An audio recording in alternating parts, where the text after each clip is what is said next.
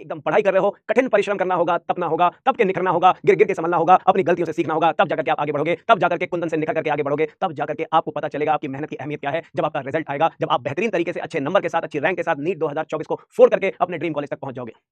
तो मेहनत करते रहो, पढ़ाई करते रहो। आपके लेक्चर्स में आज जो हमारा चैप्टर है बच्चों, वो है एवोल्यूशन का लेक्चर नंबर 3।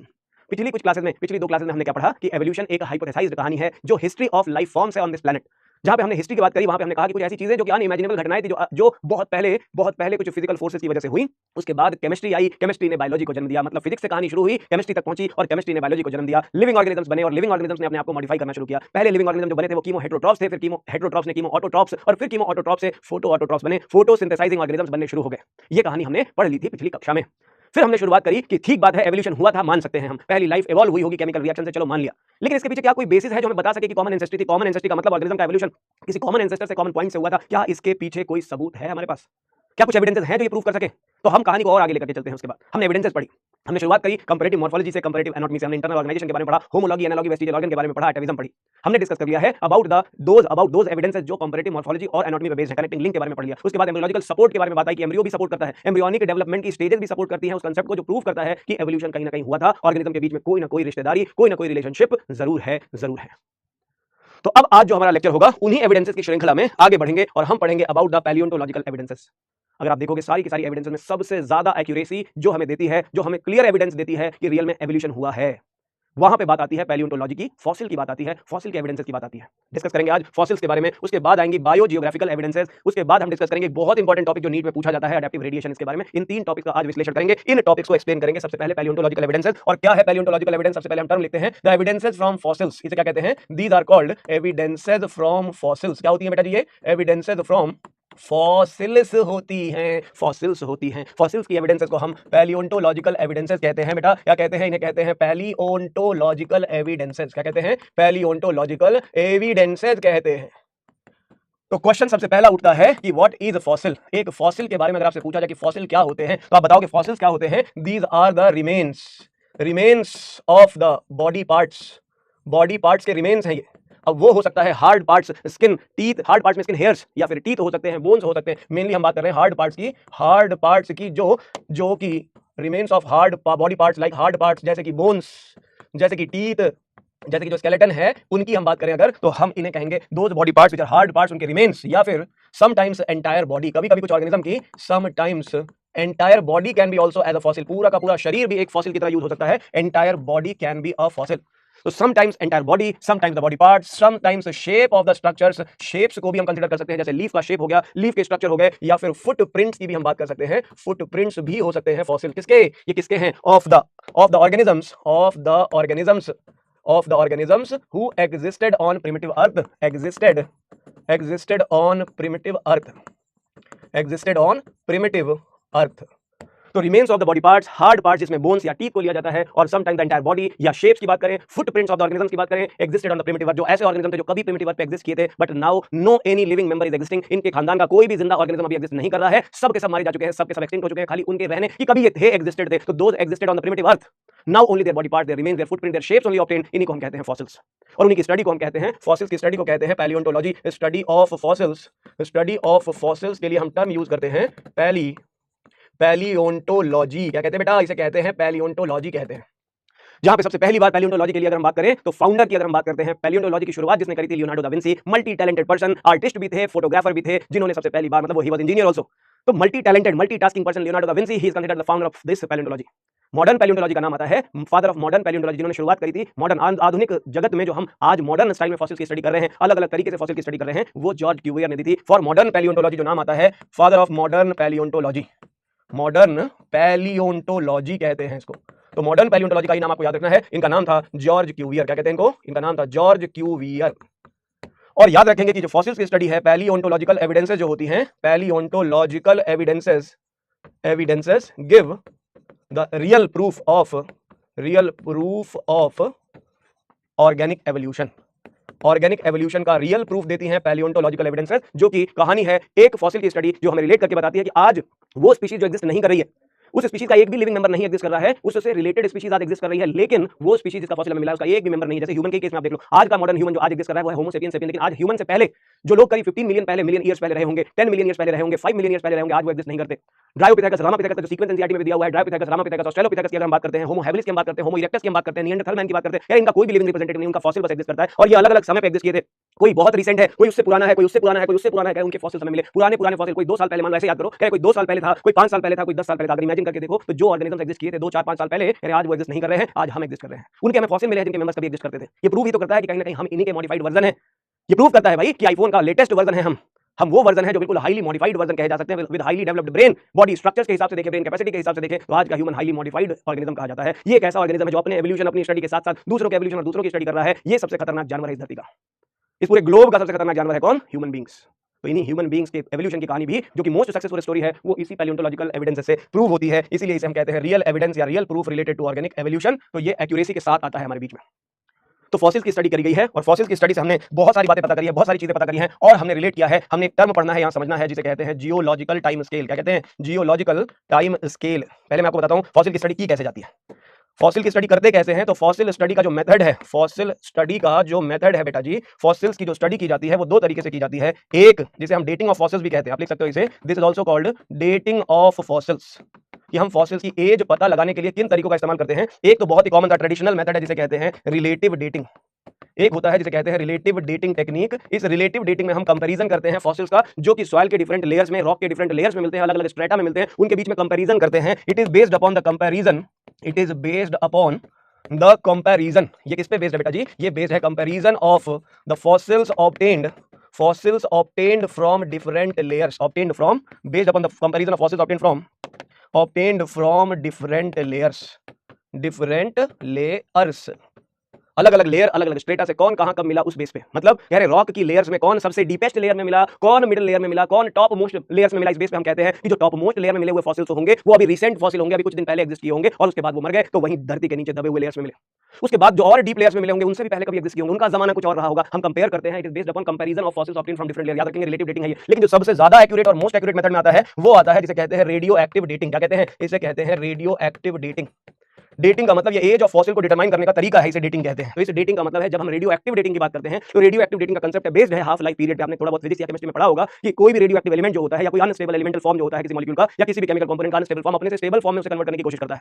एक टाइम पीरियड के बाद उसकी एक्स अमाउंट अपने नॉर्मल अमाउंट की, एक्जिस्टिंग अमाउंट की हाफ रह जाती है, उसे कहते हैं हाफ लाइफ पीरियड। तो कह रहे हैं हम वो टाइम पीरियड कैलकुलेट कर लेते हैं कि कितने टाइम के बाद किसी एक्स रेडियो एक्टिव मॉलिक्यूल का अपना खुद का फॉर्म इस अमाउंट से हाफ अमाउंट में रह जाएगा, x से x/2 हो जाएगा, x/2 से x/4 हो जाएगा अमाउंट। वो टाइम पीरियड जो होता है उसको कैलकुलेट कर लेते हैं। तो it is based upon half life period, जो कि उसके अनस्टेबल फॉर्म से स्टेबल फॉर्म में कन्वर्ट होने का टाइम पीरियड होता है। It is based upon the half life period. किसके ऊपर बेस्ड है? Half life period of radio active isotopes या रेडियो एक्टिव एलिमेंट्स, जिसमें अलग अलग तरीके हैं, अलग अलग मेथड्स हैं। इसमें एक है रेडियो एक्टिव कार्बन मेथड, एक है रेडियो एक्टिव कार्बन मेथड, एक है जिसे कहते हैं पोटेशियम आर्गन मेथड, और एक है जिसे कहते हैं ESR मेथड, जिसे कहते हैं electron spin resonance method, spin resonance method.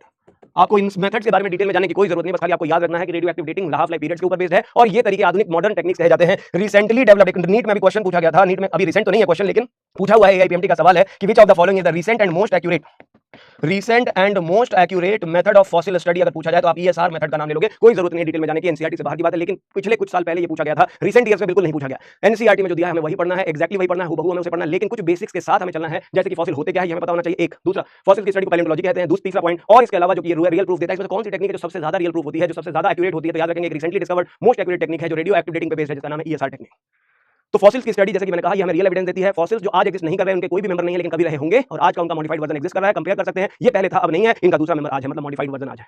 तो ये बता रहा है कि एवोल्यूशन हुआ था, ऑर्गेनिज्म ने अपने अंदर चेंजेस किए हैं, एनवायरनमेंट के इन्फ्लुएंस से किए हों या किसी वजह से किए हों, ऑर्गेनिज्म ने अपने आप को चेंज किया है, मतलब एवोल्यूशन हुआ है। ये यहाँ से प्रूव होता है। और इसी कहानी में अगर हम बात करें, इसी से रिलेटेड एक और टॉपिक है जिसको बार बार आप एनसीईआरटी में देखोगे, जिसको एक्सप्लेन कहीं नहीं किया गया, लेकिन एनसीईआरटी में कई जगह देखने को मिलता है। वो टॉपिक वो है जियोलॉजिकल टाइम स्केल।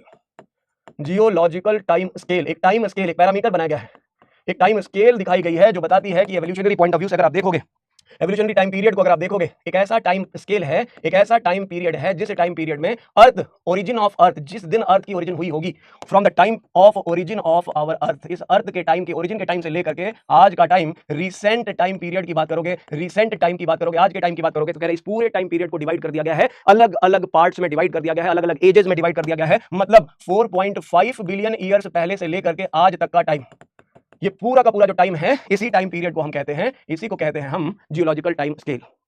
और इस टाइम स्केल में अलग अलग पैरामीटर, जैसे एक साल है, मान लो आपके पास एक साल है, 1 ईयर, इस पूरे साल को मान लो 2023 से 2024 तक का टाइम, इस पूरे टाइम पीरियड को आप डिवाइड कर सकते हो 12 मंथ्स में, पूरे टाइम पीरियड को 12 महीने में डिवाइड कर सकते हो। तो 12 महीने में 23 से 24 जो 12 महीने थे, इन हर महीनों में एक महीने के अंदर 4 हफ्ते रहे होंगे, 4 वीक्स, और उन 4 वीक्स में हर हफ्ते में 7 दिन रहे होंगे, 7 डेज। तो हम इसे मंथ्स, वीक्स एंड डेज में डिवाइड करते हैं। उसी तरीके से जियोलॉजिकल टाइम स्केल इस पूरे टाइम पीरियड को डिवाइड करता है, इस पूरे टाइम पीरियड को डिवाइड करता है, इस पूरे टाइम पीरियड को डिवाइड करता है, उस पूरे टाइम पीरियड को डिवाइड करता है बेटा जी 3 पार्ट्स में। सबसे बड़ा पार्ट होता है एरा, जैसे हमने ईयर यूज किया वैसे यहाँ पे एरा है सबसे बड़ा, एरा से छोटा होता है पीरियड्स। सेकंड पार्ट है एरा सब डिवाइडेड इनटू पीरियड, जैसे मंथ सब divided into weeks and weeks सब डिवाइडेड इनटू डेज, उसी तरह periods divided into third part जो कि स्मॉलेस्ट यूनिट है, उसका नाम है इपॉक्स कहते हैं, उनको क्या कहते हैं, इपॉक्स। तो एरा है, एरा से पीरियड है, पीरियड से इपॉक्स है। ये है डिवीजन जियोलॉजिकल टाइम स्केल का, अर्थ की ओरिजिन से लेकर आज तक का पूरा टाइम है ये। इस पूरे टाइम पीरियड को आप देखोगे एनसीईआरटी के चित्रों में अलग अलग अगर आप देखते हो तो आपको अलग अलग ये दिखाई दे जाएंगी, अलग अलग आपको दिखाई दे जाएंगी ये टाइम पीरियड्स। मैं आपको यहाँ पे इसका कुछ बेसिक समझा देता हूँ कि ये है 4 अलग अलग पीरियड्स। क्या है ये हैं 4 पीरियड्स। एक है ये जो करंट रिसेंट पीरियड है, इसके अलावा एक पीरियड ये है मीसोजोइक एरा, ये रहा होगा पैलियोजोइक एरा, और ये है कैम्ब्रियन, प्री कैम्ब्रियन। इसके अलावा यहाँ पे आ जाएंगी आपकी पीरियड्स, और यहाँ पे आ जाएंगी एपॉक्स। ध्यान से सुनेंगे, बहुत ही आसान सी बात बता रहा हूं मैं आपको, एकदम लोड नहीं लेना है आपको, बहुत ही आसान सी कहानी है, समझने वाली बात है। इधर मैंने लिखा सबसे बड़ी यूनिट जिसका नाम है एरा, दूसरी यूनिट है पीरियड, पीरियड्स, और तीसरी यूनिट है इपॉक्स, इपॉक्स। अब देखिए मैंने कहा है सबसे पुराना, आप ओल्डेस्ट से लेकर के चलेंगे, सबसे ओल्डेस्ट जो सबसे पुराना था, मोस्ट प्रिमिटिव, उसका नाम है pre Cambrian era. Pre Cambrian, तो 4 एराज हैं, 4 एराज में से 4 एराज हैं जिनमें आपको सबसे पुराना मिलेगा प्री कैम्ब्रियन, फिर मिलेगा पैलियोजोइक एरा। आपको एनसीईआरटी में कई सारे डायग्राम में ये दिखाई दे जाता है। उसके बाद आता है मीसोजोइक एरा, अभी मैं आपको दिखाऊंगा भी ये कहां है, मीसोजोइक एरा, और एक है सीनोजोइक एरा। तो सीनोजोइक, मीसोजोइक, पैलियोजोइक और प्री कैम्ब्रियन, ये 4 मेजर डिवीजन हैं, इन्हें एरा कहते हैं। ये जो एरा है ये है मेजर डिवीजन। अब प्री कैम्ब्रियन सबसे पुराना था, इसमें हमारे पास एविडेंसेस बहुत कम है, बहुत लिमिटेड एविडेंसेस हैं, लेकिन ये टाइम पीरियड बहुत ज्यादा लंबा था, मतलब 4.5 बिलियन ओरिजिन ऑफ अर्थ से लेकर के 4.5 बिलियन से लेकर के लगभग 500 से 700 बिलियन ईयर्स पहले की कहानी है। 5 not billion years, 500 million years, मतलब आप सोच करके देखो पूरा 4.0 बिलियन ईयर्स का टाइम, 4.5 से लेकर के 4.5 billion years ago origin of earth से लेकर के, ये है टाइम ओरिजिन ऑफ अर्थ का, ओरिजिन ऑफ अर्थ का ये टाइम था। और यहां पे आते आते 500 रह गया, कितना टाइम कह रहे, बहुत ज्यादा टाइम लग गया, 500 मिलियन ईयर्स अगो कह रहे यहां तक टाइम लग गया इस पूरे प्री कैम्ब्रियन एरा में। मतलब उसके बाद ही की कहानी है, मेजर एक्टिविटीज जो हुई है वो इसी टाइम पे हुई है। मतलब अगर आप एक सर्कल बना करके देखोगे, आप एक सर्कल बना करके देखोगे, मान लो ये सर्कल रहा, तो इस सर्कल में आपको पूरी लाइफ का जो मेजर लाइफ का एवोल्यूशन है, मेजर पार्ट वो इतने टाइम में हुआ है, बाकी पूरा टाइम ये प्री कैम्ब्रियन रहा होगा। प्री कैम्ब्रियन जहां पे लाइफ की ओरिजिन की शुरुआत हुई रही होगी, केवल सिंपल ऑर्गेनिज्म, यूनिसेलुलर ऑर्गेनिज्म बनेंगे, प्रोकैरियोट्स बनेंगे, यूकैरियोट्स बनेंगे, लेकिन लाइफ का डाइवर्सिफिकेशन यहां इसके बाद हुआ था। 500 मतलब 700 से लेकर के 700 से लेकर के जो 500 का टाइम था, यहां पे हम लिख लेते हैं 700 मिलियन ईयर्स अगो, यहां लिख लेते हैं 500 मिलियन ईयर्स अगो। कह रहे हैं ये जो टाइम पीरियड था, ये वो टाइम था जहां से लाइफ का मेजर एवोल्यूशन हुआ था। तो आप देखोगे कि पैलियोजोइक एरा जो लिखा हुआ है, इस पैलियोजोइक एरा में, इस पैलियोजोइक एरा में आपको ज्यादातर ऑर्गेनिजम्स का ये पीरियड वाला डिवीजन आपको दिख जाएगा, और इस पीरियड वाले डिवीजन में मैं नाम लिख देता हूं, ये है सबसे पहले कैम्ब्रियन पीरियड, कैम्ब्रियन पीरियड, फिर ऑर्डोविशियन पीरियड, ऑर्डोविशियन पीरियड, फिर सिल्यूरियन पीरियड, फिर डेवोनियन पीरियड, डेवोनियन पीरियड, फिर कार्बोनीफेरस पीरियड, कार्बोनीफेरस पीरियड, और फिर आता है बेटा जी, वो आता है, फिर आता है यहाँ पे परमियन, परमियन पीरियड। तो ये Cambrian, Ordovician, Silurian, Devonian, Carboniferous, Permian, फिर आता है ट्राइएसिक, ट्राइएसिक, फिर आता है जुरासिक पीरियड, फिर आता है क्रिटेशियस पीरियड, क्रिटेशियस। ये 3 पीरियड है मीसोजोइक में, और सीनोजोइक में है टर्शियरी पीरियड और क्वाटरनरी पीरियड। ये आप इसको इस तरीके से डिवाइड कर सकते हो, इसे डिवाइड कर सकते हो इस तरीके से 2 पार्ट में। और एपॉक्स आप देखोगे केवल रिसेंट के लिए किया गया है एपॉक्स में डिवीजन। आप देखोगे एपॉक्स में एक है एच, एक है पी, एक है पीएम, एक है ओईपी, एक है पैलियोसीन, पैलियोसीन है, एक इयोसीन है, एक ओलिगोसीन है, एक मायोसीन है, एक प्लायोसीन है, एक प्लीस्टोसीन है, और एक होलोसीन है। बस खत्म। इसलिए बता रहा हूं आपको ताकि आप इस टेबल से क्या शिक्षा मिलेगी आप ध्यान से सुनो। तो सबसे ओल्डेस्ट जो था उसमें ना तो कोई पीरियड में डिवीजन है ना तो कोई एपॉक्स है। क्यों? क्योंकि ना तो हमें फॉसिल बहुत ज्यादा मिले ना हमारी स्टडी वहां पे बहुत लिमिटेड हो जाती है। लेकिन 500 साल से जब शुरू करते हैं मिलियन ईयर्स पहले से, तो यहां तक हमारे पास बहुत सारे अलग अलग टाइप के फॉसिल्स मिले। उस बेसिस पे हमने इसको पीरियड्स में डिवाइड किया है। पीरियड में, इन्हें एपॉक्स में डिवाइड नहीं किया है। No epochs no epochs no epochs. लेकिन जैसे ही हम आते हैं सीनोजोइक जो रिसेंट है, करें इसकी इवेंट्स और फॉसिल्स की अवेलेबिलिटी बहुत ज्यादा थी, तो इसमें हमें अलग अलग एपॉक्स में भी डिवाइड कर दिया। सीनोजोइक को हम यहां याद क्या करना है आपको, इस सीनोजोइक को हम कहते हैं एज ऑफ मैमल्स। क्या कहते हैं इसको? इसे कहते हैं age of mammals. Cenozoic is called age of mammals. ये मैमल्स की एज कही जाती है, मतलब ये मैमल्स के डोमिनेंस का टाइम है। मीजोजोइक को हम गोल्डन एज ऑफ रेप्टाइल्स कहते हैं। ये वो टाइम था जब रेप्टाइल्स एनिमल वर्ल्ड में सबसे ज्यादा डोमिनेटेड स्पीशीज थी। यहां पे आप देखोगे ओल्ड जो डेवोनियन है, डेवोनियन को आप लिख लो यहां पे गोल्डन एज ऑफ फिशेस। जो फिश का गोल्डन एज था वो है ये डेवोनियन। और कार्बोनिफेरस जो गोल्डन एज है, गोल्डन एज ऑफ एम्फीबियंस। ये एनिमल किंगडम से रिलेट करो, ये टैक्सोनॉमी से रिलेट करो, ये एवोल्यूशन से रिलेट करो, सबसे रिलेट हो जाता है। और ये बताता है कि सीनोजोइक, मीजोजोइक, पैलियोजोइक। अगर क्वेश्चन पूछा जाएगा सीक्वेंस में एरा बताओ ओल्डेस्ट से न्यू, तो प्री कैम्ब्रियन, पैलियोजोइक, मीजोजोइक और सीनोजोइक, मतलब PPMC। CMPP ऊपर से नीचे, रिसेंट से ओल्डेस्ट, और ओल्डेस्ट से न्यू की तरफ बढ़ोगे तो प्री कैम्ब्रियन, पैलियोजोइक, मीजोजोइक और सीनोजोइक। मीजोजोइक को हम एज ऑफ रेप्टाइल्स कहते हैं, सबसे ज्यादा डोमिनेटेड रेप्टाइल यहां हुए थे। डेवोनियन पीरियड को हम कहते हैं गोल्डन एज ऑफ फिश। याद रखेंगे ये गोल्डन एज है फिश की। और यहां पे ये जो कार्बोनिफेरस दिख रही है गोल्डन एज ऑफ एम्फीबियंस कही जाती है। एम्फीबियंस डोमिनेटेड आफ्टर फिश, मतलब ये क्या बता रहा है? सीक्वेंस ऑफ एवोल्यूशन को बता रहा है कि पहले फिश आई होगी, फिर एम्फीबियन आए होंगे, फिर रेप्टाइल्स डोमिनेट हुए थे। और उसी रेप्टाइल्स की कड़ी में एक बहुत इंपॉर्टेंट पॉइंट है ट्राइएसिक जो पीरियड है बेटा जी। ट्राइएसिक जो पीरियड आप देख रहे हो, इस ट्राइएसिक पीरियड में बहुत ज्यादा डोमिनेंस हुई, ओरिजिन हुई थी। Origin of dinosaurs. डायनासोर्स की ओरिजिन यही हुई थी ट्राइएसिक में। Jurassic period was the golden age या golden period of dinosaurs. Golden age of dinosaurs पे अगर क्वेश्चन पूछ दिया जाए तो आप बता सकते हो कि ये गोल्डन एज है जुरासिक पीरियड। और क्रिटेशियस पीरियड वो पीरियड है जहां पे हम कहते हैं डायनासोर्स एक्सटिंक्ट हो गए थे। डायनासोर्स और टूथड बर्ड, जो दांत वाली बर्ड्स थी, जो आर्कियोप्टेरिक्स टाइप की बर्ड्स थी, वो बिकेम एक्सटिंक्ट। क्या हो गई थी? वो एक्सटिंक्ट हो गई थी। तो ये बस कुछ बेसिक चीजें हैं। Golden age of mammal, golden age of reptiles, golden age of dinosaurs. Golden as जो है वो डायनासोर्स का भी हम याद रखेंगे, इंपॉर्टेंट पॉइंट है। और इसके अलावा एम्फीबियंस की गोल्डन एज आपको याद रखनी है। एम्फीबियंस की गोल्डन एज कार्बोनिफेरस और फिश की गोल्डन एज है वो डेवोनियन। बस। लेकिन अब ये चित्र जो है, ये जो नाम मैंने लिखे हैं आपको जगह जगह मिलेंगे। फॉसिल्स की स्टडी कैसे की जाती है मैंने आपको बता दी। फॉसिल्स के बारे में मैंने आपको बता दिया होते क्या हैं। फॉसिल्स जो होते हैं उनकी स्टडी से हमें किस तरीके की एविडेंस मिल रही है। एवोल्यूशन कॉमन एंसेस्ट्री के बारे में पता चल रहा है। एवोल्यूशन हुआ था ये पता चल रहा है। ऑर्गेनिज्म ने अपने आप को मॉडिफाई किया है ये पता चल रहा है। जो पहले थे वो अब नहीं है, जो आज है वो पहले एग्जिस्ट नहीं करते थे। ये एवोल्यूशन का ही परिणाम होगा। और ये टाइम पीरियड वाली कहानी ये पूरी आपको एक जस्ट रीडिंग लगानी, ओनली वंस आप इसको देखोगे और ज्यादा नहीं पढ़ना है इसको। Only once for your understanding आपके लिए बस दिया है। केवल एक बार आप इसको देखो और समझ लो, और ज्यादा कुछ नहीं करना। इस पे रट्टा भी नहीं मारना। कोई क्वेश्चन इस पे पिछले कई सालों में नहीं पूछा गया, क्योंकि ये टॉपिक मतलब देखा जाए तो बस केवल समझ के लिए है, अदरवाइज इसका कोई और रिलेवेंस नहीं है। लेकिन एनसीईआरटी की बुक में आपको कई जगह दिखाई दे जाएगा डायनासोर। अभी चलो मैं आपको दिखा देता हूं कहां कहां दिखता है। आप देखो आपके एनसीईआरटी बुकलेट में, आपकी एनसीईआरटी देवी में आपको कुछ ऐसे चित्र दिखेंगे। ये जो है हिस्ट्री है प्लांट एवोल्यूशन की। आप देख सकते हो प्लांट एवोल्यूशन का यहाँ पे एक एनसीईआरटी में पिक्चर दे रखी है। और दूसरा इसी के आगे आप देखो यहाँ पे रेप्टाइल्स, बर्ड्स और मैमल्स का एवोल्यूशन है। रेप्टाइल्स का, बर्ड्स का और मैमल्स के एवोल्यूशन की पिक्चर है। जरा आप इन दोनों पे गौर फरमाएं और देखें। कह रहे ये रहा कार्बोनिफेरस। कौन रहा ये है कार्बोनिफेरस वाला टाइम, ये है परमियन वाला टाइम, ये है ट्राइएसिक वाला टाइम, ये है जुरासिक वाला टाइम, ये है क्रिटेशियस पीरियड वाला टाइम। ये क्रिटेशियस है, ये टर्शियरी है, ये क्वाटरनरी है। यार ये टाइम पीरियड देखो आप। इसी टाइम पीरियड में कभी एक समय था जब रेप्टाइल्स, अर्ली रेप्टाइल्स वर ओरिजिनेटेड। धरती पर रेप्टाइल्स एग्जिस्ट करते थे और वो समय आया जब ये रेप्टाइल्स धीरे धीरे एक्सटिंक्ट हो गए। मतलब ये है वो रेप्टाइल्स जो अर्ली रेप्टाइल्स कहे जाते हैं, जो अब एक्सटिंक्ट हो चुके हैं। इन्हीं रेप्टाइल से आगे जाकर के दो तरह के वेरिएंट, दो तरह के रेप्टाइल्स बने। एक बना जिसे कहते हैं सौरो। सौरो का मतलब वैसे भी होता है स्टडी ऑफ लिजर्ड। सौरोलॉजी, कहीं भी सौरोलॉजी लिखा हो, स्टडी ऑफ लिजर्ड, तो सौरोपसिडा बने। और दूसरे बने थे साइनैप्सिडा। साइनैप्सिड कह रहे अर्ली रेप्टाइल था, कॉमन एंसेस्टर, वो एक्सटिंक्ट हो गया। लेकिन उसने एक्सटिंक्ट होने से पहले डाइवर्सिफिकेशन करके दो ग्रुप बना दिए, एक साइनैप्सिडा ग्रुप और एक सौरोपसिडा। इस सौरोपसिडा से डंडियां निकल रही हैं। आप देखो इस सौरोपसिडा से डंडियां निकल रही हैं, आपको दिखाई दे रहा होगा। ये सारी की सारी डंडियां निकल करके जा रही हैं। जिस ग्रुप पे आपको दिख रहा होगा ये सारे के सारे या तो रेप्टाइल्स है या ये बर्ड है। आप देखो ये टर्टल बनाता है, लिजर्ड बनाता है, स्नेक बनाता है, टुआटारा बनाता है, ये भी एक रेप्टाइल है। ये क्रोकोडाइल और ये बर्ड, बर्ड्स और रेप्टाइल्स की कॉमन एंसेस्ट्री इस पॉइंट से हुई है सौरोपसिडा। मतलब सीधा सीधा निकलता है कि अर्ली रेप्टिलियन एंसेस्टर जो रेप्टाइल्स थे जब वो एक्सटिंक्ट कर गए, उन्होंने दो ग्रुप बनाया। एक बनाया साइनैप्सिडा और एक बनाया सौरोपसिडा। इन्हीं सौरोपसिडा ने डाइवर्सिफाई करके ऑल टुडे रेप्टाइल्स, जितने भी आज के रेप्टाइल्स हैं उनको ओरिजिनेट किया, और ऑल टुडे बर्ड्स को ओरिजिनेट किया।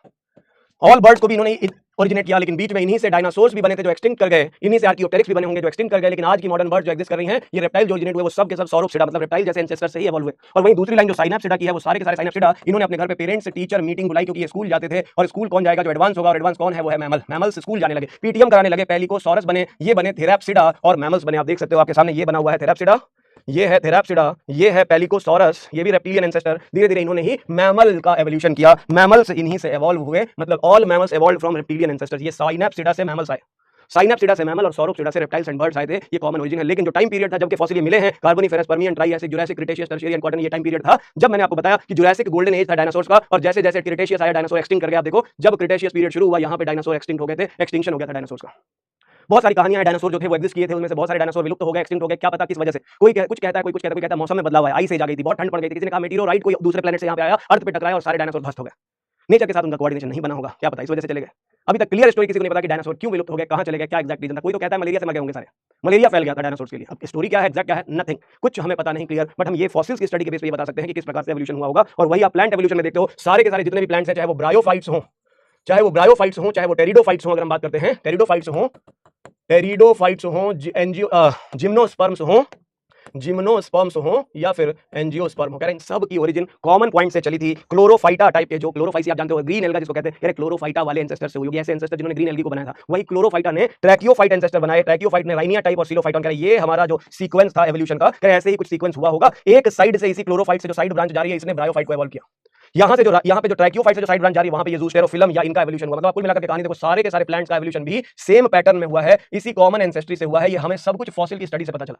यहाँ देखो ये रहे डाइकॉट्स, ये मोनोकॉट्स, मतलब जिन्हें हम एंजियोस्पर्म्स कहते हैं। इन एंजियोस्पर्म्स को जिम्नोस्पर्म से रिलेट करो, इनकी कॉमन ओरिजिन, कॉमन एंसेस्ट्री थी। ये पॉइंट है वो जहां सीड फर्न्स ओरिजिनेट हुए थे। ये वो पॉइंट है जो प्रो जिम्नोस्पर्म, प्रिमिटिव जिम्नोस्पर्म, मतलब प्रिमिटिव जिम्नोस्पर्म ने ही सीड फर्न बनाया, और सीड फर्न ने ही बाई इधर देखो डाइवर्जेंट एवोल्यूशन की डायरेक्शन, दो अलग अलग डायरेक्शन में, कोई बन गया साइकेड और कोई बन गया एंजियोस्पर्म। तो एवोल्यूशन की जो कहानी हम देख पा रहे हैं अपनी स्क्रीन पर, ये प्लांट के एवोल्यूशन की, और वो सीक्वेंस जो मैंने अभी आपको बताया था एरा पीरियड वाला, वो आप यहां देख सकते हो। यहां पे लिखा हुआ है, यहां पे क्लियर कट अगर आप देखोगे एनसीईआरटी में देखोगे तो यहां आपको दिख जाएगा पैलियोजोइक एरा, पैलियोजोइक एरा। ये है मीजोजोइक एरा और ये है सीनोजोइक एरा। तो पैलियोजोइक, मीजोजोइक और सीनोजोइक एरा में ये सारी कहानी आपको दिख जाती है। Silurian, Devonian, Carboniferous, Permian period है, ट्राइएसिक, जुरासिक, क्रेटेशियस पीरियड है, टर्शियरी, क्वाटरनरी पीरियड। तो इसलिए मैंने कहा इसलिए पढ़ाया है वो ग्राफ, वो पार्ट मैंने आपको इसलिए समझाया है क्योंकि एनसीईआरटी में जगह जगह इन चीजों की मुलाकात आपसे होगी, तो आपको पता रहना चाहिए कि ये एरा है, ये पीरियड है। एपॉक्स का नाम एनसीईआरटी में नहीं दिया है, बस केवल रेफरेंस के लिए आपके सामने लिख दिया है। शुरुआत होलोसिन से, एंड पैलियोसिन से, पुराने से नए की तरफ। और कुछ दिमाग नहीं लगाना और कुछ सोचना नहीं है, बस इसीलिए आपको बताया है। प्लस एनसीईआरटी में ये डायनासोर के एवोल्यूशन का चित्र भी दिया हुआ है, इसमें आपको कुछ नहीं पूछा जाएगा। अगर कभी पूछा जाएगा तो ये पूछा जा सकता है इन डायनासोर्स की एंसेस्ट्री में जितने भी आप डायग्राम देख रहे हो, इसमें से कौन सा ऐसा फॉर्म है जो आज भी एग्जिस्ट कर रहा है, जिंदा है, मरा नहीं है। तो याद रखेंगे ये अभी लिविंग फॉर्म है, बाकी सब एक्सटिंक्ट हो चुके, बाकी सब एक्सटिंक्ट हो चुके, कोई जिंदा नहीं, बस क्रोकोडाइल जिंदा है। लेकिन उसके आस पड़ोस में आप देखो, आपको आर्कियोप्टेरिक्स भी मिल जाएगा जो फॉसिल फॉर्म में मिला था। मिसिंग लिंक कहते हैं, कनेक्टिंग लिंक कहते हैं रेप्टाइल्स एंड बर्ड्स का। ये टेरानोडॉन, टेरॉन से बना ये फ्लाइंग डायनासोर है। अगर पूछ दिया जाए कि कौन है फ्लाइंग डायनासोर, तो फ्लाइंग डायनासोर यही है, टेरानोडॉन। कुछ लोग ये मानते हैं उड़ने वाले डायनासोर जो थे यही बर्ड्स में मॉडिफाई हो गए। इसमें से सबसे खतरनाक जो था, जिसके दांत बहुत बड़े बड़े डैगर लाइक टीथ थे, जो डैगर लाइक खंजर की तरह इसके दांत हुआ करते थे, खंजर की तरह नुकीले दांत हुआ करते थे, खंजर जैसे दांत जो थे खतरनाक, डैगर लाइक टीथ जिसे कहते हैं, डैगर लाइक टीथ जिसको कहते हैं, वो जिसके थे वो था टाइरेनोसोरस रेक्स। क्या नाम है इसका? इसका नाम है टाइरेनोसोरस रेक्स नाम है, इसे टी रेक्स भी कहा जाता है। सबसे खतरनाक लार्जेस्ट कार्निवोर जिसके पास डैगर लाइक टीथ थे। इसके अलावा अगर आप बात करते हो ये ट्राइसेरोटॉप्स, यहाँ ट्राई का मतलब होता है तीन, थ्री सेरोटॉप्स से ऐसे याद कर लेना, सिर के टॉप पर यहाँ पे आपको मिल जाएंगे तीन हॉर्न वाला, मतलब हेड के ऊपर इनमें थ्री हॉर्न्ड डायनासोर कौन था। इन सब की कॉमन एंसेस्ट्री रही होगी, किसी कॉमन पॉइंट से ही ये सब डाइवर्सिफाई हुए हैं। क्वेश्चन कभी पूछेगा तो इतना ही पूछेगा और कुछ नहीं पूछेगा। ये ब्रैकियोसॉर्स जो आपको दिख रहा है ये हर्बीवोर था, ये भी काफी बड़ा हर्बीवोर, लार्जेस्ट हर्बीवोर डायनासोर है। हर्बीवोर, ब्रैकियोसॉर्स, यहाँ आर्कियोप्टेरिक्स या टेरानोडॉन। मतलब क्वेश्चन क्या बन सकता है, इन सब में लिविंग कौन है, डायनासोर। ये जो चार्ट है इसमें ये है क्रोकोडाइल। इसमें उड़ने वाला डायनासोर कौन था, टेरानोडॉन, नाम याद रखेंगे आप लोग। बाकी थ्री हॉर्न वाला डायनासोर कौन था, ट्राइसेरोटॉप, ट्राई मतलब तीन, बस इतना याद रखना आप लोग। और फिर लास्ट में आता है टी रेक्स, टाइरेनोसोरस रेक्स, जो कि खतरनाक, डेंजरस, बड़े बड़े दांतों वाला, खंजर जैसे नुकीले दांतों वाला largest carnivore dinosaur T rex कहा जाता है। बस यही क्वेश्चन है। फॉसिल की स्टडी में हमें ये सब पता चला कि ऐसे ऐसे ऑर्गेनिज्म कभी एग्जिस्ट किए रहे होंगे जो अब एग्जिस्ट नहीं करते, इनका कोई भी लिविंग रिप्रेजेंटेटिव नहीं है। लिविंग खाली एक है क्रोकोडाइल, जिसकी रिलेशनशिप बाकियों से प्रूव होती है और ये पता चलता है कि कभी ना कभी ये एग्जिस्ट किए रहे होंगे। जो ओरिजिन है इन सबकी कॉमन रही होगी, कॉमन एंसेस्ट्री से रही होगी, एवोल्यूशन हुआ है मतलब हुआ है। तो यहां पे आकर के हमारी फॉसिल्स वाली एविडेंस कंप्लीट हो जाती है। अगली एविडेंस आती है बेटा बायोजियोग्राफिकल एविडेंस। नाम से समझो, नेक्स्ट एविडेंस जो हमारी मेजर एविडेंस में लास्ट एविडेंस है ये, जिसका नाम है बायो, मतलब बायो का मतलब लिविंग ऑर्गेनिजम्स। प्लांट्स और एनिमल्स को मेजर आप समझ लो, तो बायो मतलब हो गए लिविंग ऑर्गेनिजम्स हो गए। कौन हो गया बेटा जी, ये हो गए लिविंग ऑर्गेनिजम्स। बायो का मतलब हो गया लिविंग ऑर्गेनिजम्स, और ये है बेस्ड अपॉन, ऐसी एविडेंस है which is based upon the distribution of flora and fauna, plants and animals. अगर आप प्लांट्स या एनिमल्स के डिस्ट्रीब्यूशन के बेसिस पे देखोगे तो आपको ये कहानी समझ में आएगी कि प्लांट्स और एनिमल्स का जो वर्ल्ड वाइड डिस्ट्रीब्यूशन है, इस पूरे अर्थ प्लैनेट पे जो जियोग्राफिकल डिस्ट्रीब्यूशन है प्लांट्स और एनिमल की, वहां पे भी कोई ना कोई रिलेशन, कोई ना कोई एवोल्यूशनरी लिंक प्रूव हो जाता है बेटा जी। ये जो लिंक प्रूव होता है बायोजियोग्राफिकल एविडेंसेस का, इसमें अगर आप देखोगे, आपको मैं बताता हूं, तो पहली जो कहानी थी, शुरुआत में बड़ी कंफ्यूजन थी। एक्सप्लेनेशन जब दिया गया तो बताया गया, earlier in the primitive earth, primitive time में प्रिमिटिव अर्थ जो थी, जहां लाइफ एवॉल्व हो रही थी, there was the common land mass, एक बिग लैंड मास था जिसका नाम था Pangaea. Common big land mass था, उस common and big land mass का नाम था पैनजिया। क्या नाम था? पैनजिया नाम था। एक बहुत बड़ा लैंड मास था, बिग लैंड मास था, कॉमन लैंड मास था, जिस कॉमन लैंड मास को हम कहते थे पैनजिया। ये था पैनजिया। ऐसा माना गया कि यही बिग लैंड मास, जिसे पैनजिया कहा जाता है, इसमें हुई कॉन्टिनेंटल ड्रिफ्ट, इसमें आई कुछ दरारें। इस पैनजिया में, बिग लैंड मास में दरारें आनी शुरू हुई, इसके अंदर शिफ्टिंग शुरू हो गई लैंड मासेस की। ये देखो अलग अलग A B C D E अलग अलग लैंड मास बनना शुरू हो गया। इसे कह रहे हैं कॉन्टिनेंटल ड्रिफ्ट। क्या कह रहे हैं? कॉन्टिनेंटल ड्रिफ्ट कहते हैं, जिसे कहते हैं शिफ्टिंग ऑफ लैंड मास। और इसी लैंड मास के शिफ्टिंग की वजह से इनसे अलग होकर के ये सारे के सारे लैंड जो हैं ये अलग होने लगे और इनके बीच में बैरियर्स आने लगे और इसी वजह से यहाँ के ऑर्गेनिजम्स भी जो इवॉल्व हुए थे वो भी एक दूसरे से अलग हो गए। इस तरीके से आप देखो ये अलग अलग जो ग्रुप है अलग अलग लैंड मासेस का, ए बी से अलग हो गया, सी अलग हो गया, डी अलग हो गया, ई अलग हो गया और A B C D E अलग हो गया और अलग अलग लैंड मासेस बन गए, छोटे छोटे लैंड मासेस बन गए और इनके बीच में अलग अलग बैरियर्स बन गए। कहीं ओशन एज अ बैरियर बन गया, कहीं माउंटेन एज अ बैरियर बन गया, कहीं ओशन एज अ बैरियर बन गया, कहीं ये बैरियर ओशन के फॉर्म में बन गया और कहीं ये बैरियर माउंटेन के बैरियर के फॉर्म में बन गया। मान लो ये मैंने जो बनाया ये है माउंटेन बैरियर। तो समझने वाली बात ये है बेटा जी, कह रहे ये भी कॉमन एंसेस्ट्री की कहानी है। इसमें बताया गया कि कॉमन लैंड मास था, बिग लैंड मास था, उस लैंड मास में कॉन्टिनेंटल ड्रिफ्ट हुई, लैंड मास शिफ्ट हुआ तो अलग अलग लैंड मासेस बन गए। आज जो हम रीजन देख रहे हैं, हमारा कंट्री, हमारा इंडिया अलग और दूसरी कंट्रीज अलग अलग लोकेशन पे, अफ्रीकन रीजन अलग, ऑस्ट्रेलियन रीजन अलग land masses, south America, north America अलग अलग लैंड मासेस कहे जाते हैं। कह रहे इन लैंड मासेस को अगर देखा जाए तो अर्लियर प्रिमिटिव टाइम पे ये सब कॉमन लैंड का ही पार्ट था, लेकिन आज ये अलग अलग लैंड मासेस और इसी वजह से फ्लोरा फाना जो एनिमल और प्लांट का डिस्ट्रीब्यूशन भी है वो इनमें थोड़ा अलग अलग, कहीं सिमिलर तो कहीं डिफरेंट फॉर्म में दिखाई देते हैं। बहुत सारे लैंड मासेस ऐसे भी हैं, कह रहे अफ्रीका और इंडिया को देखो, कह रहे एक दूसरे से कितनी दूरी पर है, लेकिन इंडिया में भी एलिफेंट पाई जाती है, अफ्रीका में भी एलिफेंट पाई जाती है। इन दोनों जगहों पर एलिफेंट का एवोल्यूशन कैसे हुआ होगा, इसका मतलब कभी ना कभी ये क्लोज रहे होंगे, एक दूसरे के पास रहे होंगे, बाद में जब अलग हुए तो इनके बीच में सेपरेशन हुआ, नए मॉडिफिकेशन हुए, नए ऑर्गेनिज्म बने होंगे। तो कह रहे ये बायोजियोग्राफिकल एविडेंसेस भी हमें ये बताती है कि पहले कॉमन एंसेस्ट्री थी, सारे कॉमन पॉइंट पे इवॉल्व हो रहे थे, सारे जानवर, सभी जीव जंतु इस कॉमन पॉइंट पे, सारे जीव जंतु इस कॉमन पॉइंट पे, इसी कॉमन लैंड मास में ओरिजिनेट हो रहे थे। वहीं पे प्लांट, वहीं पे एनिमल, ये सारे इसी कॉमन पोर्शन में ओरिजिनेट हुए होंगे, ऐसा माना गया। उसके बाद ये डिस्ट्रीब्यूट हो गए होंगे अलग अलग एरियाज में और आज इनके पास अपनी खुद की स्पीशीज नए वेरिएंट के फॉर्म में, नई वैरायटी के फॉर्म में एग्जिस्ट करती है। तो ये कॉन्टिनेंटल ड्रिफ्ट कह रहे साइंटिस्ट ने अल्फ्रेड रसेल वेलेस ने इसकी स्टडी करी है और उन्होंने बताया इस पूरे लैंड मास में अल्फ्रेड रसेल वेलेस का नाम आता है, अल्फ्रेड रसेल वेलेस, जिन्होंने मलय आर्कीपेलागो पे वर्क किया था। उन्होंने कहा कि इस पूरे लैंड मास को, द होल बायोजियोग्राफिकल, अर्थ पे पाए जाने वाले टोटल जियोग्राफिकल रीजन को 6 बायोजियोग्राफिकल रीजन में क्लासिफाई कर दिया, 6 बायोजियोग्राफिकल रीजन्स में क्लासिफाई कर दिया। इन्होंने बताया इस धरती पे जितने भी ऑर्गेनिजम्स हैं उन सब के डिस्ट्रीब्यूशन के बेसिस पे हम इस अर्थ को 6 बायोजियोग्राफिकल रीजन में डिवाइड कर सकते हैं, 1 2 3, 1 2 और 3 और 4 5 और 6, ये 6 रीजन्स हैं, जिसमें से एक है जिसका नाम है नी आर्कटिक। ऐसे लिख लो, एक लिखेंगे हम पहली आर्कटिक है, दूसरा है नी आर्कटिक रीजन। उसके बाद आप लिख सकते हो नियो ट्रॉपिकल, साउथ अमेरिका को नियो ट्रॉपिकल कर सकते हो, neo tropical south America. India जहां है वो है ओरिएंटल, अफ्रीका जहां है साउथ अफ्रीका वो है इथियोपियन है ये, और 6 नंबर पे जो है वो है ऑस्ट्रेलियन। बस आपको ये ध्यान रखना है कि ये 6 ज्योग्राफिकल रीजन है, जिसमें क्या क्वेश्चन कभी जिंदगी में पूछा जाए तो क्या पूछा जा सकता है, इंडिया कहां पे है, ओरिएंटल में है। बस इंडिया कहां है बेटा, ओरिएंटल रीजन में, बस इतना पढ़ सकते हो। बाकी जो आर्कटिक वाले दोनों, इन दोनों को मिला करके हम पहली आर्कटिक और नी आर्कटिक, जो आर्कटिक वाले जोन की तरफ है, नॉर्थ अमेरिका हो सकता है, इसमें नॉर्थ अमेरिकन रीजन पाए जा सकते हैं इसमें, प्लस पहली आर्कटिक में आप यूरोप को इंक्लूड कर सकते हो। तो इन दोनों को मिला करके होल आर्कटिक रीजन कहा जाता है।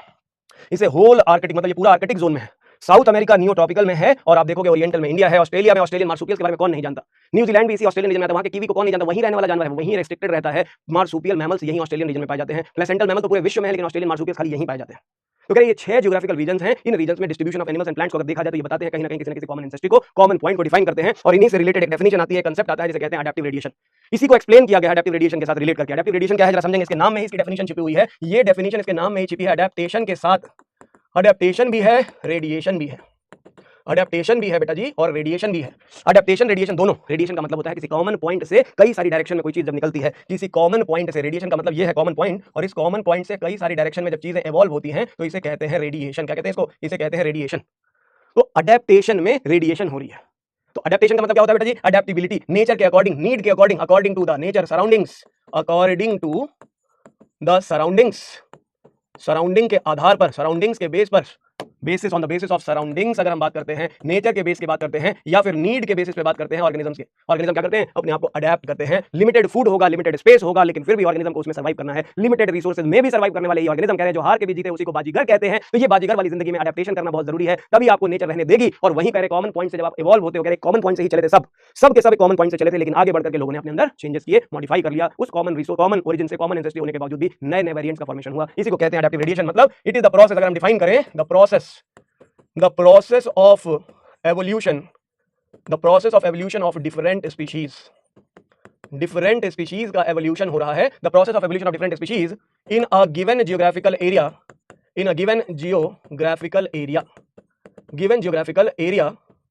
literally radiating from a common point,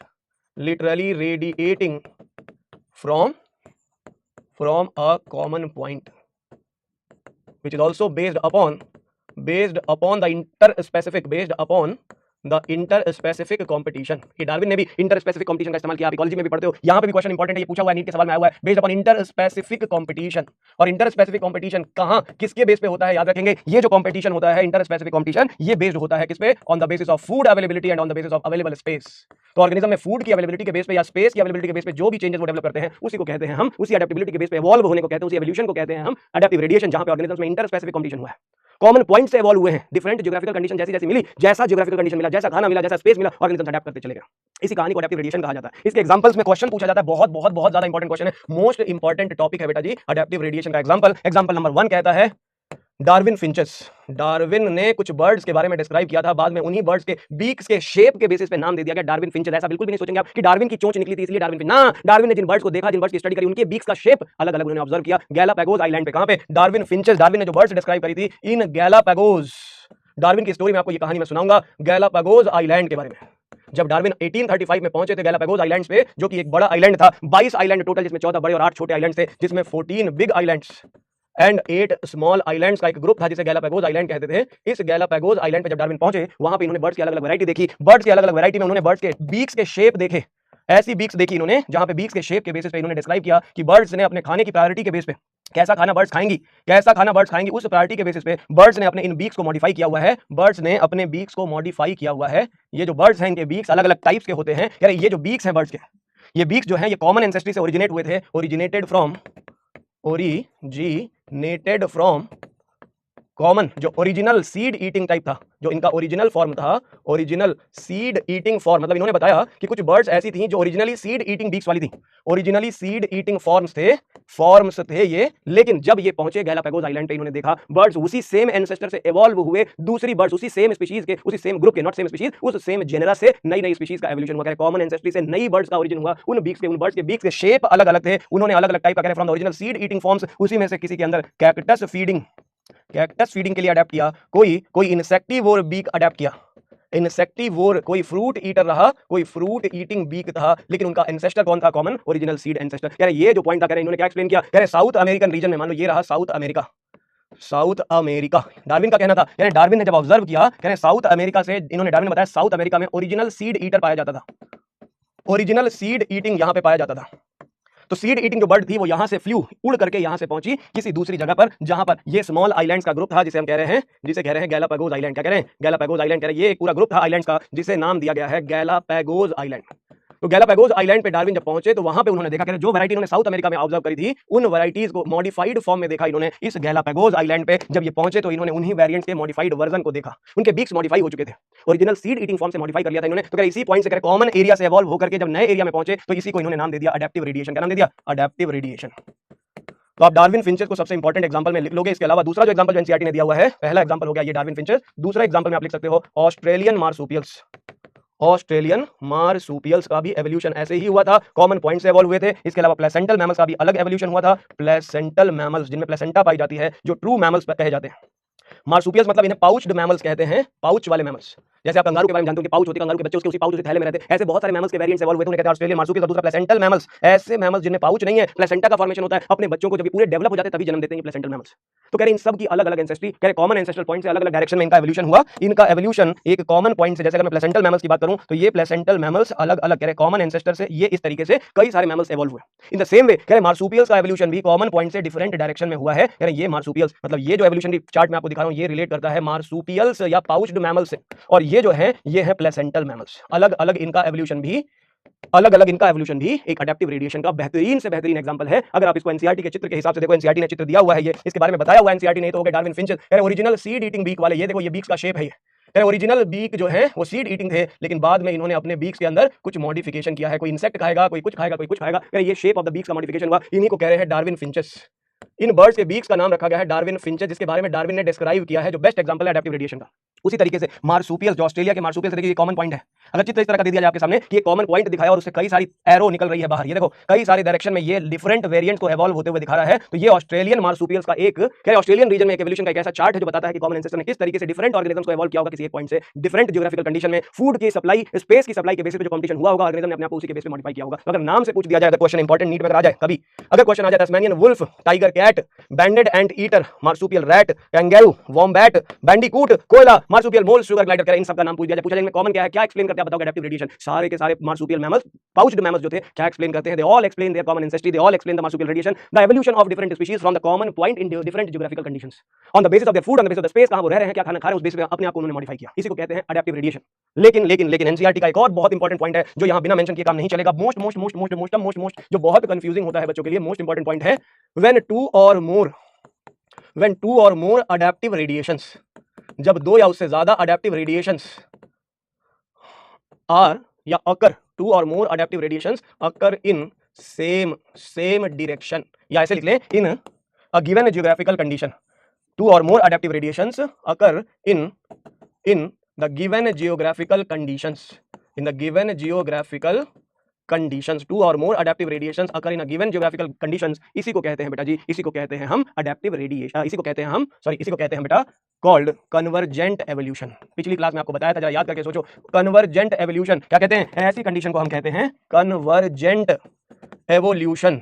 और अगर याद होगा आपको कन्वर्जेंट एवोल्यूशन में मैंने बताया था, different origin, similar function, similar appearance, same structures का फॉर्मेशन, जब ओरिजिन डिफरेंट हो, ध्यान से सुनेंगे, different origin but similar forms या सिमिलर स्ट्रक्चर्स का फॉर्मेशन किया जाए तो उसे कहते हैं हम कन्वर्जेंट एवोल्यूशन। तो इन्होंने साइंटिस्ट ने बताया कि अगर हम एक से ज्यादा कन्वर्जेंट एवोल्यूशन को देखते हैं, to or more adaptive radiation को देखते हैं, जैसे मान लो कि हमने कंपेयर किया, अडैप्टिव रेडिएशन को कंपेयर किया, ये देखो ये एक अडैप्टिव रेडिएशन है जो मार्सुपियल्स ने दिखाई, और दूसरी अडैप्टिव रेडिएशन है जो प्लेसेंटल मैमल्स ने दिखाई, दूसरी अडैप्टिव रेडिएशन है जो प्लेसेंटल मैमल्स ने दिखाई, एक अडैप्टिव रेडिएशन है जो मार्सुपियल्स ने दिखाई, और एक है जो प्लेसेंटल मैमल्स ने दिखाई। अगर हम इसकी बात करते हैं तो इन दोनों में कहानी प्रूव करती है, क्या प्रूव करती है बेटा जी, कह रहे हैं ये दोनों को कंपेयर करो, जैसे मैंने कहा ये है एक मार्सुपियल, कोई है ये है मार्सुपियल, ये है एक प्लेसेंटल, कौन है ये, प्लेसेंटल है। कह रहे जब किसी मार्सुपियल केस में देखो ये भी एक छछूंदर जैसा फॉर्म बना रहा है और ये भी एक छछूंदर जैसा फॉर्म बना रहा है, प्लेसेंटल मैमल में भी एक मोल बना और यहां पे भी एक मोल बना जो मार्सुपियल मोल है। कह रहे दो अलग अलग खानदान के होने के बावजूद भी सेम कैरेक्टर शो कर रहा है। यहां पे मार्सुपियल वोल्फ जिसे तस्मानियन वुल्फ कहते हैं और यहां प्लेसेंटल वुल्फ कहते हैं। कह रहे प्लेसेंटा वालों में भी एक वोल्फ जैसा फॉर्म बनता है और मार्सुपियल में भी वुल्फ बनती है। ये वुल्फ कह रहे खानदान तो अलग अलग है, फीचर, फैमिली, स्पीशीज अलग अलग है, लेकिन फिर भी इनमें कॉमन कैरेक्टर्स कैसे आते हैं, क्यों आते हैं, तो कहीं ना कहीं कोई ना कोई रीजन है, वो रीजन है कन्वर्जेंट एवोल्यूशन। कह रहे जब हम कंपेयर करते हैं एक अडैप्टिव रेडिएशन को दूसरे अडैप्टिव रेडिएशन से कंपेयर करते हैं, जब आप इन दोनों को कंपैरिजन में लाते हो, कंपेयर करते हो, तब जाकर आपको पता चलता है ये पेज देखो, सीधा एवोल्यूशन, दो अलग अलग स्टोरीज हैं। ये एक बता रहा है प्लेसेंटल मैमल्स का एवोल्यूशन एनसीईआरटी का, दूसरा है ये मार्सुपियल्स का एवोल्यूशन। कह रहे ये दो अडैप्टिव रेडिएशन है। कह रहे मार्सुपियल्स का कॉमन पॉइंट ये है, मार्सुपियल एंसेस्टर ये था, इस एंसेस्टर से दूसरे फॉर्म्स का एवोल्यूशन हुआ। कह रहे न्यू फॉर्म्स बने, इसमें कोई बना मार्सुपियल मोल, क्या बना, मार्सुपियल मोल बना, ये बना मार्सुपियल एंट ईटर जिसे कहते हैं नम्बैट, क्या कहते हैं, इसे कहते हैं नम्बैट, इसे कहते हैं मार्सुपियल माउस, इसे कहते हैं स्पॉटेड कस्कस, क्या कहते हैं, स्पॉटेड कस्कस कहते हैं, क्या कहते हैं, स्पॉटेड कस्कस है ये। इसके अलावा फ्लाइंग फैलेंजर है, तस्मानियन टाइगर कैट है, और यहाँ पे फ्लाइंग फैलेंजर है, और यहाँ पे मार्सुपियल माउस है, सॉरी तस्मानियन वुल्फ है। कौन है ये, तस्मानियन वुल्फ है। क्या है ये सब मार्सुपियल्स हैं। लेकिन जब उसी को प्लेसेंटल से कंपेयर करोगे, इनका कॉमन एंसेस्टर कोई और था, कह रहे प्लेसेंटल एंसेस्टर ये, इनमें जब आप कंपेयर करोगे तो कह रहे यहाँ पे इसका देखो ये है प्लेसेंटल मोल, ये है मार्सुपियल मोल। कह रहे दो अलग अलग ओरिजिन होने के बावजूद भी ये मोल और ये मोल एक जैसे फॉर्म्स शो करते हैं। तो दो अडैप्टिव रेडिएशन को जब कंपेयर किया जाता है गिवन जियोग्राफिकल कंडीशन में, दो अडैप्टिव रेडिएशन को कंपेयर किया जाता है गिवन जियोग्राफिकल रीजन में, जब दो अडैप्टिव रेडिएशन को कंपेयर किया जाता है गिवन जियोग्राफिकल रीजन में, तो ये दोनों, ये मोल और ये मोल, ये कन्वर्जेंट एवोल्यूशन, ये कन्वर्जेंट एवोल्यूशन, ये कन्वर्जेंट एवोल्यूशन, ये कन्वर्जेंट एवोल्यूशन, ये कन्वर्जेंट एवोल्यूशन, ये कन्वर्जेंट, अगर क्वेश्चन पूछा जाए Tasmanian wolf and placental wolf में क्या कॉमन है, आप बताओगे ये दोनों कन्वर्जेंट एवोल्यूशन के एग्जांपल्स हैं। कन्वर्जेंट एवोल्यूशन यही एवोल्यूशन है जो दो अडैप्टिव रेडिएशन, ये अलग और ये अलग, दो अडैप्टिव रेडिएशन को जब एक दूसरे से कंपेयर करते हैं, तब अगर हमें सिमिलर टाइप की स्पीशीज मिलती है तो वो सिमिलर टाइप की स्पीशीज हमें बताती है, सिमिलर फॉर्म जो हमें बताते हैं, सिमिलर टाइप के कैरेक्टर्स जो उनमें अपीयर होते हैं वो हमें बताते हैं कि इनकी एंसेस्ट्री कॉमन थी, ये कॉमन एंसेस्टर से इवॉल्व हुए होंगे अलग अलग, लेकिन दो अलग अलग ऑर्गेनिज्म जब कॉमन एंसेस्टर्स, उनकी ओरिजिन अलग अलग एंसेस्टर से हुई हो लेकिन एक जैसे फीचर शो करते हो, दो अलग अलग खानदान के लोग जब एक जैसे फीचर शो करते हैं तो इसी को कहते हैं कन्वर्जेंट एवोल्यूशन। यही बताना था। आप देखो पूरा चैप्टर जो ये है आपका एनसीईआरटी का, ये एवोल्यूशन चैप्टर, इसमें बहुत सारी चीजें कंसेप्चुअल हैं, लेकिन बहुत सारी चीजें जहां समझने वाली है आपको ये पता ही नहीं होता कि पढ़ना क्या है, इन चित्रों में हमें समझना क्या है वो चीज आपको यहां से मैं बता दे रहा हूं। इस तरीके से क्वेश्चन आते हैं, mouse and marsupial mouse convergent evolution, flying squirrel, flying फैलेंजर, ये भी एक क्वेश्चन पूछा जाएगा तो आप बताओगे ये convergent, bobcat, tiger cat, ये भी कन्वर्जेंट एवोल्यूशन। तो ये सारे एग्जांपल्स इंपॉर्टेंट है, एनसीईआरटी के चित्र इंपॉर्टेंट है जो मैंने बताया किस तरीके से समझना है इसलिए, और सारी एविडेंसेस जो मैंने बताई ये भी आपको ध्यान रखना है। लास्ट में जो एविडेंस आती है, इसमें कुछ एविडेंसेस ऐसी भी हैं जैसे बायोकेमिकल एविडेंसेस, कुछ एविडेंसेस हैं जिन्हें कहते हैं बायोकेमिकल एविडेंसेस, मतलब ऐसी एविडेंसेस जो बताती है बायोकेमिस्ट्री को, जो बताती है ऑर्गेनिजम्स के बीच में आपस में रिलेशनशिप उनकी बायोकेमिस्ट्री से भी है। जैसे अगर हम बात करते हैं प्रोटीन्स की, प्रोटीन्स की अगर हम बात करते हैं तो वो अमीनो एसिड से बनी हुई है। सेम टाइप के प्रोटीन डाइजेस्टिंग एंजाइम हमारे पास भी है, गाय के पास भी अगर वही है, एम्फीबियन फ्रॉग में भी वही एंजाइम है, तो क्या प्रूव करता है? Common ancestry. तो प्रोटीन्स या फिर अगर हम एंजाइम्स की बात करें, मोस्ट प्रोटीन्स या एंजाइम्स आर कॉमन। अगर हम हार्मोन्स की बात करें, हमारे पास भी इंसुलिन प्रेजेंट है, काऊ में भी इंसुलिन है, फ्रॉग में भी इंसुलिन है। तो कह रहे हैं इन केमिकल्स की स्टडी से पता चला कि सिमिलर टाइप के हार्मोन और सिमिलर टाइप की एक्टिविटी दूसरे ऑर्गेनिज्म में भी है जैसा ह्यूमंस में। तो जब हम केमिस्ट्री से कॉमन एग्जांपल लेते हैं, बायोकेमिस्ट्री से एग्जांपल लेते हैं, तो ये प्रूव करता है बायोकेमिकल एविडेंस। और जब हम जेनेटिक्स से इन्वॉल्व करते हैं तो जेनेटिक्स तो आपको समझ में आती है कि डीएनए और आरएनए, यानी अगर सेम टाइप की प्रोटीन बनानी है तो सेम टाइप के क्रोमोसोमल सीक्वेंसेस चाहिए। इतना ही नहीं, ह्यूमन के क्रोमोसोमल बाइंडिंग पैटर्न को कंपेयर किया था, कंपैरिजन किया गया ऑफ बाइंडिंग पैटर्न को कंपेयर किया गया था किसमें? Chromosome number 3 and chromosome number 6 का binding pattern in between chimpanzee जो एप्स हैं उनके एंड ह्यूमंस के। तो चिंपैंजी और ह्यूमंस के अगर आप इनको कंपेयर करोगे क्रोमोसोम नंबर्स को, तो ह्यूमंस का जो क्रोमोसोमल पैटर्न है और जो चिंपैंजी है, इन दोनों में भी क्रोमोसोमल पैटर्न 3 और 6 एक्जैक्टली सेम है। सेम टाइप की प्रोटीन बनानी है तो सेम टाइप के जीन के सीक्वेंस चाहिए होंगे। वो एक एक्स प्रोटीन अगर मेरी बॉडी में भी है, किसी और की बॉडी में भी है, तो उनके लिए जो जीन के सीक्वेंस होंगे वो ऑलमोस्ट सेम होने चाहिए, तभी जाकर के ये कहानी प्रूव होती है कि जेनेटिक्स है। जो जेनेटिक्स में आप पढ़ते हो डीएनए से आरएनए बनना, आरएनए से प्रोटीन का बनना, तो वो आरएनए के सीक्वेंस सेम होंगे तभी तो प्रोटीन सेम बनेगी। तो क्या जेनेटिक एविडेंसेस भी बताती है, इन सारी एविडेंसेस के थ्रू हम ये प्रूव करते हैं, इन सारी एविडेंसेस को प्रूव करते हैं एक्सेप्ट फ्रॉम एनालॉजी। अगर हम एनालॉजी को छोड़ दें, जो एनालॉगस ऑर्गन्स को एक्सप्लेन करती है, एनालॉजी जो कि एवोल्यूशन तो प्रूव करती है, लेकिन except from analogy all evidences, जितनी भी एविडेंसेस हमने पढ़ी हैं, all evidences explain about common ancestry. क्या बताते हैं? ये बताते हैं कॉमन एंसेस्ट्री को। तो एंसेस्ट्री कॉमन है, एवोल्यूशन हुआ था, कहीं किसी कह रहे कई बार नेचुरल एक्टिविटीज से होता है, कई बार ह्यूमन से इंड्यूस्ड एक्शन से भी एवोल्यूशन होता है। तो इन सारी बातों से कंक्लूड करते हैं हम कि एवोल्यूशन एक ऐसा प्रोसेस है जो एक कंटीन्यूअस होने वाला प्रोसेस है। ऑर्गेनिजम्स एवोल्यूशन करके ही इवॉल्व होकर के मॉडर्न डे ऑर्गेनिज्म बने हैं। पहले जो ऑर्गेनिज्म बने थे वो बेचारे सिंपल फॉर्म रहे होंगे, समय के साथ समय के बदलाव के साथ एनवायरमेंट के बदलाव के साथ फूड और स्पेस के बेसिस पे ऑर्गेनिज्म ने अपने आप को इवॉल्व किया होगा, नए कैरेक्टर्स मॉडिफाई किए होंगे और आज की लाइफ फॉर्म्स में दिखाई दे रहे हैं। ये इन सारे पॉइंट से एक्सप्लेन हो जाता है। अब बात आती है कि किस तरीके से, अभी हमने पढ़ा एवोल्यूशन हुआ था, उसके सबूत क्या है। अब क्वेश्चन उठता है how evolution, mechanism of evolution, मतलब अगला पॉइंट जो हम पढ़ने वाले हैं that is mechanism of evolution, जिसमें आप थियरीज के बारे में पढ़ते हो। मैकेनिज्म ऑफ एवोल्यूशन जिसमें थियरीज के बारे में पढ़ोगे, जो हम नेक्स्ट क्लास में डिस्कस करेंगे। इसमें हम पढ़ेंगे अबाउट डिफरेंट थियरीज। इसमें हम लेमार्क की थियरी को भी कोट करेंगे, हम डार्विन की थियरी की भी बात करेंगे, हम म्यूटेशन थियरी की भी बात करेंगे। लेकिन अभी पहले आप इसको जो आज पढ़ा है उसको एक बार एनसीईआरटी से फॉसिल्स की एविडेंस एक बार जनरल रीडिंग कर लो, जो डायग्राम्स दिखाए हैं इसमें की जो डायग्राम यहाँ पे दिए हैं वो आप एनसीईआरटी से एक बार फोकस करके देख लो, क्या पढ़ना है उसको एक बार मार्क कर लो। उसके बाद नेक्स्ट क्लास में आप एकदम तैयार हो जाओगे। कुछ क्वेश्चन करते हुए आज विदा लेते हैं, आज की क्लास को छुट्टी करते हैं आपकी, क्योंकि आज हो चुका है आपका एविडेंस वाला काम complete. Which of the following is incorrect sequence पूछा है पहले सवाल में। तो सीक्वेंस में जैसे मैंने आपको बताया था, एक होता है एरा, एक होता है पीरियड और एक होता है एपॉक्स। तो एरा पीरियड एपॉक्स में आप देखोगे यहाँ पे आपको केवल पीरियड तक ही क्वेश्चन अगर पूछा जाएगा, एपॉक्स याद करने की बिल्कुल भी जरूरत नहीं है। आप बस आप पीरियड और एरा को याद कर लो। पैलियोजोइक एरा, फिर मीसोजोइक एरा, फिर सीनोजोइक। ये तो करेक्ट हो गया, ओल्डेस्ट से न्यू।